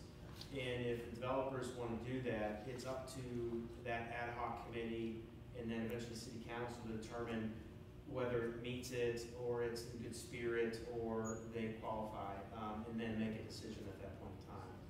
You know, that's really out of park staff hands. What we will do is provide them the information, the ordinance, and the application, and help them along the process and guide them through that, but ultimately it's not our decision. From a naming rights purpose, you know, we probably would be the aggressor on that process. So if we could go out and find somebody that was interested in naming after the dog park or a park, you know, if that's gonna help foster the development or the long-term maintenance, which is typically gonna be more than the actual development, that would be great. So are there stipulations in that, down into the details, that if it is somebody doing that for the purposes of a park, that money is designated for Parks Department, or does it go into a bigger general city fund, or? I believe it would be designated to that particular project, whatever it is that they want named. I just didn't know if that's like stated, or that it's implied, or? That's a good question. We could maybe look at adding some additional wording in there to cover something of that nature. You know, ultimately, I think that probably would be the preferred, but if, let's say Patrick Park, someone gave $100,000, we could put it in an account, a project account, leave it there until we needed to replace the playground 15 years from now. You know, at the end of the day, council could say, hey, we want to move that money over to X. You know, if they wanted to do that, I guess they could. But we can make a note of that, check out. Some of that may also be, defined in the agreement, agreement. yeah. Yeah, because we had one, sizable donation towards our cemeteries, and in that agreement, it was very specific. It's going to these things at this, yeah. That money would be used for, you know, these specific, purposes.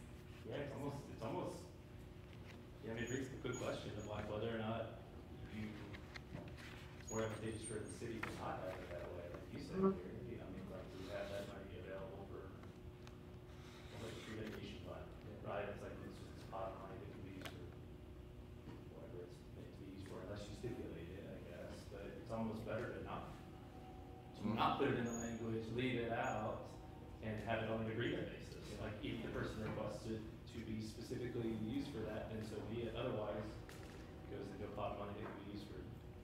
Yeah, Except I think what he's saying is it could be moved from parks over That's to. what you're saying. Yeah, I'm saying that's exactly, that's almost better. Yeah, I think, you know, probably most likely in the fact that we're going after a sponsor, we're looking for construction money. Yeah. To start the construction or to help foster a phase of it.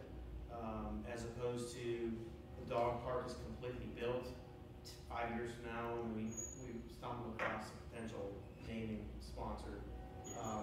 Not that we wouldn't turn it away, but if, let's say it was $100,000 a year for 10 years, that money could be earmarked for maintenance to defer our general fund impact. And we may desire that, so we may want that in there, or it could be used for North Lakes Park. You know, it really depends on what's kind of going on at that time frame. So I guess it does give us some flexibility. IOOF, we had specific needs that we needed, so that was a good timing. Okay. May I have a motion to accept the recommendations of the proposed updates to the naming policy guidelines? Yes. So moved. So moved. All right. Any I'll additional second. discussion? Oh, was there a second? Oh, Thank we you. didn't have a second. No, I was saying, Ben is trying to say so moved. Yeah. And so Okay. I will second that. I was trying to supply the language for him. Okay, we have a second. Any additional discussion? All in favor? Aye. Anyone opposed? Ayes have it. So you should have been contrary. The Make the motion, then you passes. vote against it. Yeah. Are there any items for next meeting? I have one, and I ended up in a late conversation at George's establishment the other night. We were having this conversation about this thing. But we were saying that it would be nice if, for the board or for whoever else, to have kind of an easy, ready way to know kind of where things stand with specific projects. And I know that's part of, I guess, master plan and some of that stuff, but you know, we were talking about after things have moved on from here, we don't have a real good feel sometimes for what's a timeline? That came up in the parking lot. Oh, Yeah. good. I was like, and I know that's asking a lot to keep something like that updated, but even if it was just the real top heavy hitter, top 5 or top 10 projects, just to kind of say, here's sort of what the ballpark timeline is looking like that. You know, are we wildly outside of what we expected it to be? Is it, you know, and I don't know the answer, but I just know that that's something that would help me. And when people come to me and ask me about, hey, what's going on with such and such? So, two things. We talked about Ben's comment last week, and we talked about putting it in the Monday emails. We could do that. This weekend I worked on a report that would outline kind of board and council initiatives, projects and planning initiatives that would just kind of give you maybe the project in 4 or 5 lines, when it's going to the park board, when it's going to council, when CDs are going to be done, when it's going to be going out to bid, when we anticipate starting construction, with some rough dates. Yeah. Keep in mind that we project dates and they change on a daily course. basis sometimes, so you have to take it for what it is at the time. So we're proposing that to Brian Langley, because he wants to be able to track it, because he can't keep track of everything that's going on. There's just so much happening to help him. So that would be probably a good tool to help you guys as well. Yeah, I think so. Yeah, like industrial park, like after we kind of tabled that, like we kind of just, we didn't even, I mean, we Good kind of example. know what happened with it a little bit, but that's a good example of like, where are we at with that at this point? You know, somebody brought it up on my neighborhood Facebook board today. Yeah, they would build that retention wall, and I was like, well, where'd that come from? Exactly. Somebody was like, where are we at on Give this? us a brief update on it, that really, they voted down. They killed it, just a retaining wall with grass, that's it. And 2 trees. But even from here, so one of our council members today, you know, responded. Somebody said, well, where are we at with this? Council voted for just retaining wall and grass for now, with potential for other things later. And so again, right, so now there's this implication that it's like, well, what does that mean? Is it gonna come back before council at some point? Are we gonna repitch this to try to look at these 915, 916 funds, right, and explain that a little bit better? That needs to happen to kind of pitch it again to see if we can't get some more movement on it. Well, when do we pitch it? You know what I mean? It's like, I don't know. So sometimes those things happen. It's like the next time we hear about it, it just kind of comes up. But that's a good example of one that just popped up today on Facebook. Yeah. The senior center, I have no idea of how council ever, I know we recommended to council, but I don't know, like, whatever happened. you know, from that was months ago. It was just one of those I kind of lost track of too. Yeah, they're getting ready to get the bid, it's going through the permitting process right now. Well, as Laura told me last time, the hyperlinks take you right to the part of the city council meeting. Oh, yeah. So you can watch it. And then Gary, he noticed the pain on my face, and he said, "Ben, we can do like Cliff Notes for you." I said, "Thank you." When did we have a park store last, when was that?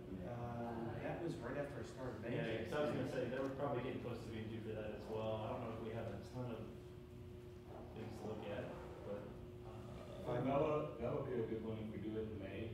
Yeah. That would be good to see, because it'll be completely built. Last time we went there, it was just pasture.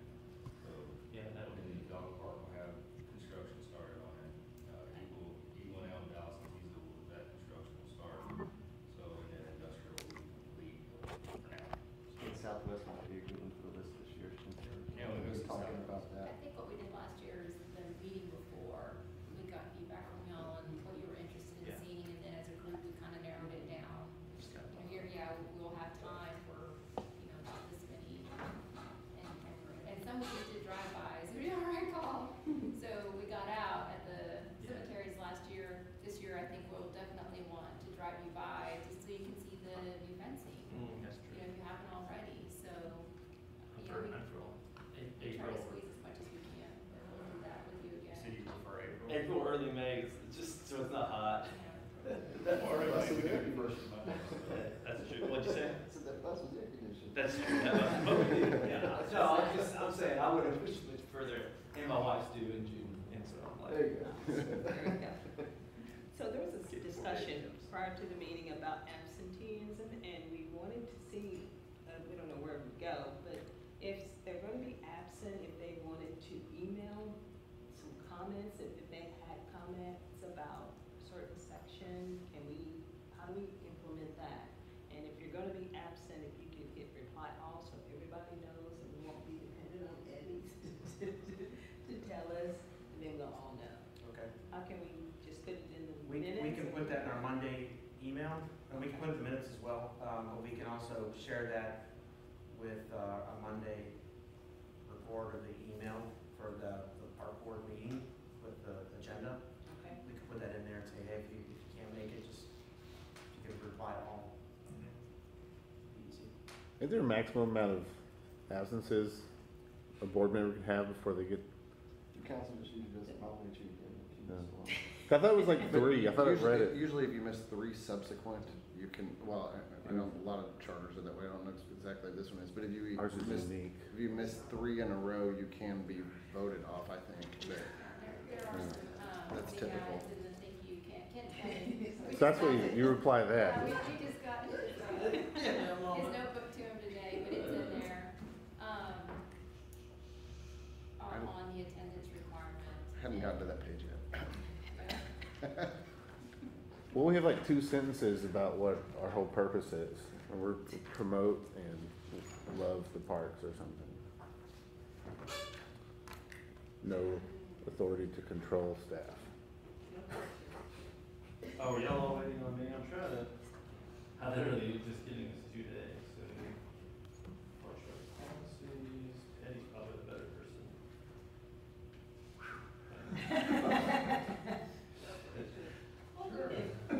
We can send it out. That could be a part of, that, So what are you looking for? absences. How many absences? Max amount of absences. Are we- It's in towards the back, it says front board. Yeah, and we do have to, Yeah. that's why we Over do Yeah, so it talks provide about a, that. I think an it's probably the attendance affirmation. report to the city secretary's, office every year, but she gathers it for all You're right. committees and boards, not just ours. It's so right there. But she compiles a report on attendance, and I have to submit that to her every year. What we got? Unexcused absence of any board, commissioner, committee member for more than 3 regularly called, if not subsequent. Oh, okay. Regularly called and scheduled meetings of the board, and 1 year lack of attendance of 50% of regular meetings in a year unless excused shall be considered cause, I guess, for termination. Excused absence of any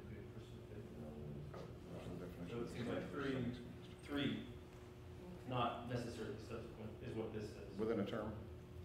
Says within a year, yeah, Oh, within a term. Well, terms 2, right? you should remember in 1 year at 50% of the number of regular meetings in a year, so it's like 1 year, if I'm reading this. So that means 12 even excused absences. Hey, I'm sick. Yeah, I think that's fine, yeah, it's unexcused. Any additional items for our next meeting?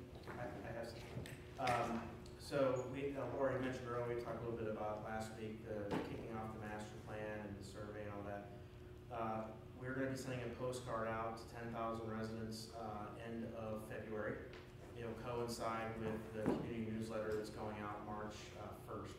So there'll be a QR code on that, a little paragraph about what's going on. The people that get the postcard will have a special code on that postcard. So they will get a code to go into and take a survey at a different link. That is the statistically valid version of the survey. But then anybody else that wants to scan the QR code can take it, and we'll look at everything as a whole as well as separately. We're starting off this week actually with a kickoff meeting for one of our subject matter expert groups. It's our beautification section. And then next week we have our skate park guy coming in that's going to look at our existing skate park, get ideas, talk to the skaters themselves, the sports enthusiast kids and adults that participate in that, get ideas on what amenities they like, so we can kind of get an idea what a budget is for a community of this size that has one facility or 1.5, because that one is getting close to its lifespan. And then that way we have something in the master plan that says we need, $300,000 to build a skate park made out of concrete, whatever it would be. So that's our first focus group meeting. We're going to be having about a series of those over the next 3 or 4 months.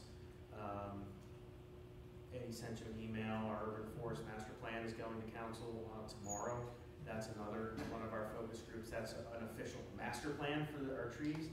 That'll be integrated into our master plan as well. So we have a list of about 15 different groups that we're going to be bringing in to evaluate, recommend, talk to special interest groups during this process. That'll all be funneled up into recommendations and part of the priority standpoint. But next meeting, it's either going to be March or April. We'll let you know. We'd like to have some feedback from you guys and what you guys want to see from our park system. So this will give you, 4 weeks or so to think about that. And we'll have a series of questions to ask you guys to answer. That would be kind of a process that we ask everybody. And then we'll also shoot you the link of the survey so you can take that at your own convenience. And then if you get a postcard, one of you guys may get a postcard based on the odds. You would take that with your special code and it would dump you into the other basket of survey results. And then we'll look at all of our surveys in regards to where they come from in the city, make sure we have a good breakdown geographically as well as demographically is the makeup of our city, make sure we have a good cross-section of our community. Okay, if there's no more discussion, may I have a motion to adjourn the meeting? Second? Make it so. Are you seconded, Ben? No, second, yeah. Well, I thought we were trying to, what were we saying last time? Any discussion? No. All right. It is 8:04. Oh, I thought we could do that one more time. It's implied. All in favor? Aye. Anybody opposed? Man, I actually Motion passed. 8:05. Meeting is adjourned. You'll be kicked off the board if we catch you grinding on any of our benches. Tell you what. Because I'm moving.